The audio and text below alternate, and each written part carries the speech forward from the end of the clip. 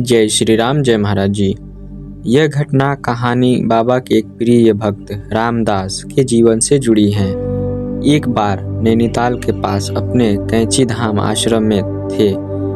एक बहुत ठंडी रात में बाबा एक पुराना कंबल ओढ़कर सो रहे थे।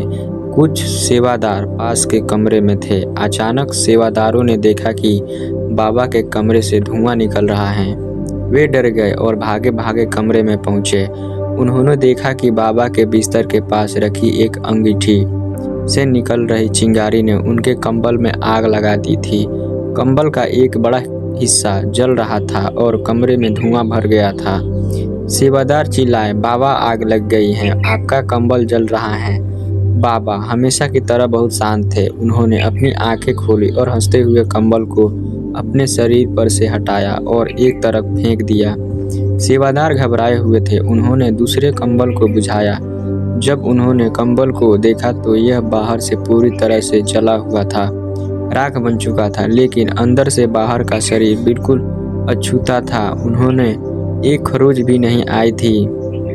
जब उन्होंने बाबा से पूछा, महाराज जी, आपको चोट क्यों नहीं लगी?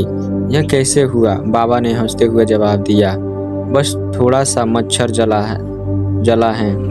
लेकिन कहानी यहीं ख़त्म नहीं होती।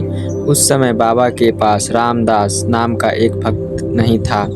रामदास कई हजार किलोमीटर दूर अमेरिका में थे।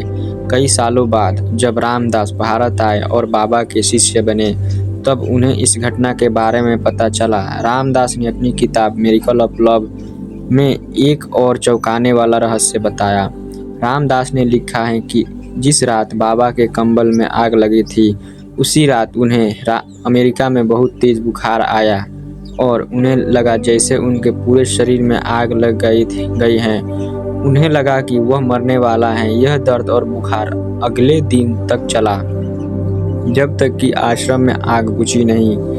बाद में जब उन्होंने कैंची धाम में इस किस्से को सुनाया तो उन्हें पता चला कि बाबा ने उस कंबल की जलन को अपने ऊपर या अपने किसी प्रियजन पर लेकर रामदास के भयानक कर्मों का बोझ हल्का कर दिया। यह कहानी सिखाती है कि बाबा अपने परम भक्तों से कितनी गहराई से जुड़े थे। भले ही वे शारीरिक रूप से कहीं भी हो, उनके लिए प्रेम ही सबसे बड़ी शक्ति है। जय श्री राम, जय महाराज जी।